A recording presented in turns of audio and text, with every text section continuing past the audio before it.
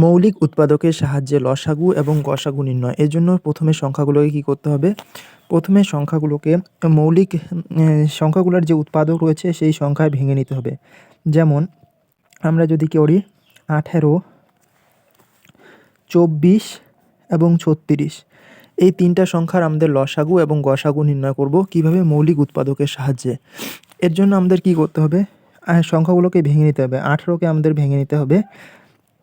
প্রথমে আমরা এটাকে এইরকম করে ভাঙতে পারি, যেমন 9 গুণ 2 দিয়ে ভাঙতে পারি। 9 ইন্টু 2 করলে কী হয়? 18 হয়।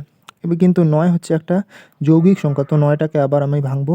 3 ইন্টু 3, 3 থেকে 9 ইন্টু 2, 18। তো আমি এটাকে লিখতে পারি 2 ইন্টু 3, একটা 2টা, 3 পাওয়ার 2, অর্থাৎ 3 রয়েছে 2টা। তো এভাবে লেখা যায় এটাকে 9 ইন্টু 2, 9 দুগুণে 18। 24কে কীভাবে লেখা যায়? 24কে লেখা যায় এভাবে, 3 আটা 24, 3 ইন্টু 8। 8 আবার কি একটা যৌগিক সংখ্যা, তো যৌগিক সংখ্যাকে আবার ভাঙা যায়, অর্থাৎ 3 ইন্টু 2 ইন্টু 2, 2 দুগুণে 4 ইন্টু 2 8। তার মানে এখানে 2 রয়েছে 3 বার, 1 2 3, 2 রয়েছে 3টা আর 3 রয়েছে একটা। ঠিক আছে। আবার 36কে কী লেখা যায়? 4 ইন্টু 9, 4 9 36। এবার 4কে আমি লিখতে পারি 2 ইন্টু 2, আর 9কে লিখতে পারি 3 ইন্টু 3, অর্থাৎ 4কে লেখা যায় 2 ইন্টু 2, দুগুণে 4, 3কে লেখা 9কে লেখা যায় 3 3কে 9, অর্থাৎ 2 রয়েছে 2টা আর 3 রয়েছে 2টা, অর্থাৎ 4 9 36। এবার এই দুইটা সংখ্যার এদের মধ্যে লসাগু কত হবে?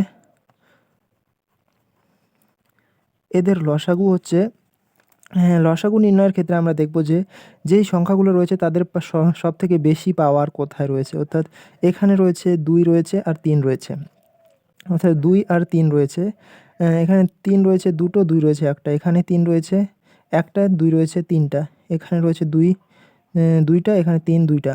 তো এখানে 2 এর পাওয়ার 3 এখানে সব থেকে বেশি রয়েছে, অর্থাৎ 3 বার এখানে 2 রয়েছে, এখানে 3টা 2 রয়েছে, 1 2 3, 3টা 2 রয়েছে, এখানে একটা 2 রয়েছে, এখানে দুটো 2 রয়েছে, তো এখানে 2কে লিখতে লাগবে 3 বার। আর 3 রয়েছে এখানে দুটো, এখানে একটা, এখানে দুটো, তো এখানে দুটো, এখানে দুটো রয়েছে, তো 3 আমাদের লিখতে লাগবে দুবার। তো আমাদের লসাগু যেটা হবে 8 ইন্টু 9, তো এদের লসাগু হচ্ছে 72। আর এদের গসাগু কত হবে? এদের গসাগু হবে, অর্থাৎ গসাগু নির্ণয়ের ক্ষেত্রে আমাদের এই পাওয়ারগুলোকেই দেখব, অর্থাৎ এখানে রয়েছে 2 একটা, এখানে 3টা, এখানে দুটো, তো সবথেকে কম যেখানে রয়েছে এখানে সবথেকে কম একটা রয়েছে, এখানে 3টে রয়েছে, এখানে দুটো, তো এখানে সবথেকে কম রয়েছে, তো 2 আমাদের লিখতে লাগবে একটা। আর 3 কয়টা লিখবো? এখানে দুটো, এখানে একটা, এখানে দুটো, তো 3 আমাদের লিখতে লাগবে একটা, অর্থাৎ এদের গসাগু হচ্ছে 6। যদি আমরা অন্য কোনো সংখ্যার আরও করতে চাই, যেমন আমরা যদি গসাগু নির্ণয় করতে চাই, যেমন 35 আর 25, এই দুটো সংখ্যার যদি আমরা গসাগু নির্ণয় করতে চাই 35 এবং 25, তাহলে 35কে আমি লিখতে পারি কি 5 ইন্টু 7 35, আর 25কে আমি লিখতে পারি কি 5 ইন্টু 5। 5কে আর ভাঙা যায় না, 7কেও আর ভাঙা যায় না, দুইটাই মৌলিক সংখ্যা। তো এখানে আমাদের কি হবে? 5 ইন্টু 7 এভাবে লিখবো, আর এখানে 5-এর পাওয়ার 2, অর্থাৎ এখানে 5 রয়েছে একটা, এখানে রয়েছে 2টা। তো আমাদের যখন লসাগু নির্ণয় করব, তো লসাগুর ক্ষেত্রে 5 আমাদের এখানে একটা রয়েছে, এখানে দুটো রয়েছে, তো আমাদের 5 নিতে লাগবে দুটো, 5 দুটো নিতে লাগবে।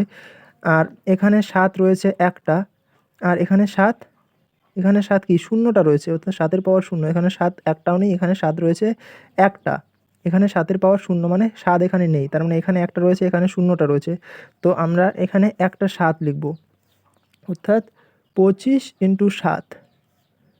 তো এদের লসাগু হবে কত? 5 7 35-এর 5, হাতে 3, 7 দুগুণে 14, 17, 175। তো এদের লসাগু হচ্ছে 175। এদের গসাগু কত হবে? এদের গসাগু হবে কত? এদের গসাগু হবে, এখানে রয়েছে একটা 5, একটা 7, এখানে রয়েছে একটা 5, এখানে একটা 7, এখানে দুটো 5, এখানে এখানে 7 নেই, অর্থাৎ 7 এর পাওয়ার 0 মানে হচ্ছে 7-এর পাওয়ার 7 এটার মানে হচ্ছে 1, অর্থাৎ 7-এর পাওয়ার 0 মানে হচ্ছে 1, মানে এখানে কোনো 7 নেই। তো এদের গসাগু কত হবে? এখানে দুটো ৫ রয়েছে, এখানে একটা ৫ রয়েছে, তো আমাদের ৫ নিতে লাগবে একটা। আর এখানে ৭ রয়েছে, এখানে ৭ নেই, অর্থাৎ ৭ এখানে নেই আসলে। অর্থাৎ এদের গসাগু হবে ৫ আর এদের লসাগু হবে ১৭৫।